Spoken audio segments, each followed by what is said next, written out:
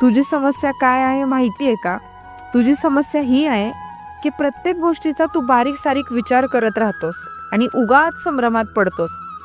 अरे भूतकाळ ज्याच्या नावातच भूत आहे ते घडलेल्या वाईट प्रसंगांसह इथे सोडलं पाहिजे. नाहीतर याच भूतकाळातलं भूत तुझ्या मानगुटीवर बसून तुझ्या वर्तमानाचं बेचिराग करेल आणि तू आत्ता तरी त्याच भूतकाळातल्या भूताला अतिमहत्व देतोयस आणि इथेच फसतोस. त्याने निव्वळ तुझा प्रत्येक सोनेरी दिवस जो आहे ना तो वाया जातोय. असं नाही का रे वाटत तुला? असे जे होते, जे निभावणारे नव्हते, जे सोडून गेले, त्या आठवणी भूतकाळात जमा झाल्या म्हणून त्या नादात वर्तमानातल्या चांगल्या संधी या कधीही गमावू नकोस.